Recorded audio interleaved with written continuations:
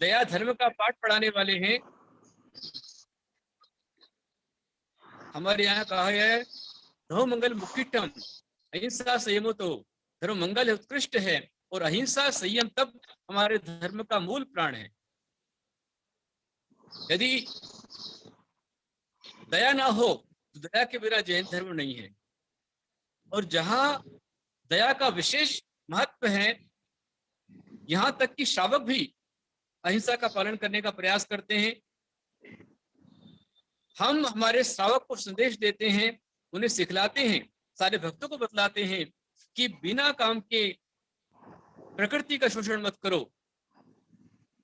पानी को लेना है जितना आवश्यकता उतना ही लो, उसे भी लेना है तो छान करके प्रासु करके लो। पानी, बड़े बड़े वैज्ञानिक जो आज शोध कर रहे हैं, वो सारे के सारे शोध हमारे परम वैज्ञानिक तीर्थंकर भगवान, केवली भगवान ने बिना किसी यंत्र के, बिना किसी उपकरण के आत्मज्ञान से जाना था। वनस्पति में जीव है, जल में जीव है, प्रकृति में जीव है। पृथ्वी, जल, अग्नि, वायु, वनस्पति, ये पंचभूत मात्र पौद्गलिक नहीं है, बल्कि इनमें जीव है। ये आत्मशक्ति से उन्होंने जाना था। आज हमारे साइंटिस्ट के माध्यम से जान रहे हैं, और उनकी रक्षा का प्रयास हमेशा किया जाता है। जहां निरंतर दया धर्म से जैनत्व का प्रारंभ होता है। और आज जैनों के लिए कहा जा रहा है कि जैनों ने ही हिंसा फैलाई है, जैनों ने कोरोना फैलाया है। जैन लोग काली विद्या लेकर आते हैं, जैन लोग बेली विद्या लेकर आते हैं, जैन लोग इस तरह करते हैं। ऐसा झूठा आरोप जो लगाया जा रहा है, उस आरोप का पूरी शक्ति से प्रतिकार होना चाहिए। प्रत्येक समाज का प्रत्येक व्यक्ति, आपका कर्तव्य है। हम साधु हैं, हमारा अहिंसा महाव्रत है, उत्तम क्षमा हमारा धर्म है, इसलिए हम हर संकट को सहन कर सकते हैं, ये हमारा कर्तव्य है। लेकिन हम लोगों ने भी, जिस समय जैन धर्म पर संकट आया है, तब जैनाचार्यों ने ही उस संकट का निवारण किया है। अनेक उदाहरण उसके हैं। अखिलंग स्वामी हुए, सुमंतराचार्य हुए, वीर सेनाचार्य हुए, कुंदकुंदाचार्य हुए। उन्होंने अपने अपने समय पर हर समस्या का प्रतिकार किया है और समाज को जगाया है, समाज को चेतना दी है। विष्णु कुमार मुनिराज मुनि थे, शुद्धोपयोगी थे, ऐसे मुनि थे कि उन्हें रिद्धियां प्रकट हो गई थी।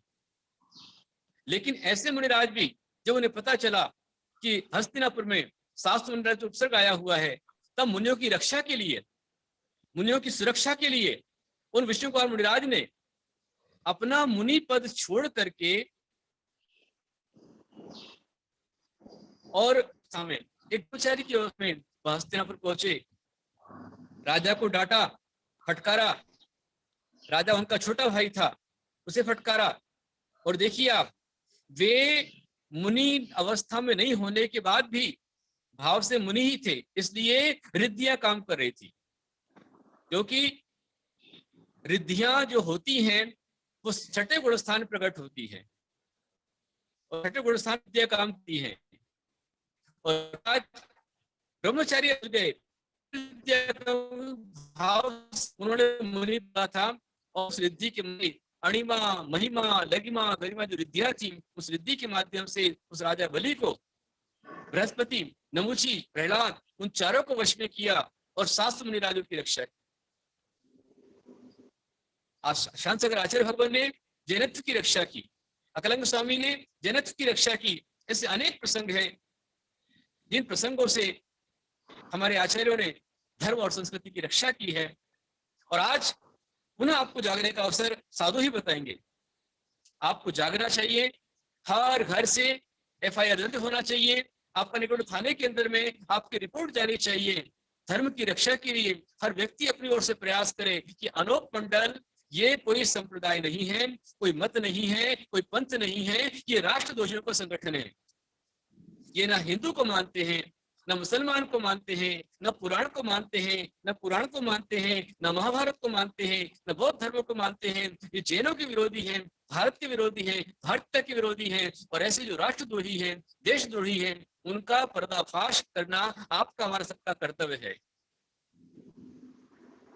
धर्म के नाम पर अपने स्वार्थ को साधना चाह रहे हैं और उसमें एक सांप्रदायिकता का रूप देते हुए एक अहिंसा धर्म के पालन करने वाले दिगंबर जैन साधु अथवा जैन मुनिराज जब अपने जालोर, सिरोही, बाड़मेर, पाली जिले के अंदर विहार करते हैं, गुजरात में विहार करते हैं, प्राय करके देखा जा रहा है कि जब भी हमारे साधु गिरनार की ओर यात्रा करते हैं पर दुर्घटनाएं घटती हैं। कौन करने वाला है? उसके पीछे उन्हीं का हाथ का पर्दाफाश होना चाहिए, साजिश की पर्दाफाश होना चाहिए।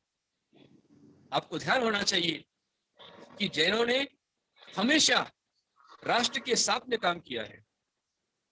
अनेक उदाहरण है, एक नहीं अनेक उदाहरण है।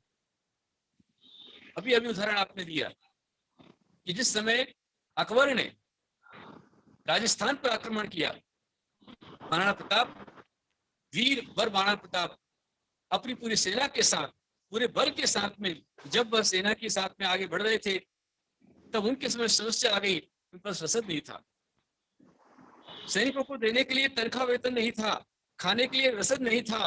तब महाराणा प्रताप निराश होने लग गए। तब दानवीर भामाशाह जो जैन परिवार से थे, उस भामाशाह ने अपना पूरा कोष जो उन्हें मेहनताने के रूप में प्राप्त हुआ था, उनके पास में था, उस सब का सब उन्होंने राष्ट्र के समर्पित कर दिया। दानवीर भामाशाह ने और देश की रक्षा में अपना योगदान दिया। मात्र पैसा ही नहीं दिया बल्कि सेना में जाकर उन्होंने युद्ध भी किया। तन से, मन से, धन से देश की रक्षा में जैन अर्पित होते हैं। जैन पूर्णतया भारतीय हैं और मात्र भारतीय नहीं हैं बल्कि अमेरिका में रहते हैं, ब्रिटेन में रहते हैं, दुबई में रहते हैं, जिस देश में रहते हैं उस देश के नियम का भी उल्लंघन नहीं करते हैं, वहां के देश के नियमों का पूरा पालन करते हैं। कभी देशद्रोह जैनत्व के हाथ में नहीं है। जैनत्व के अंश में, जैनत्व के वंश में, जैनों के संस्कारों में देशद्रोह नहीं है। जैन अनुशासन में रहने वाले हैं। सबसे ज्यादा टैक्स जैन देते हैं। सबसे ज्यादा देश की सेवा में जैन आगे बढ़ते हैं।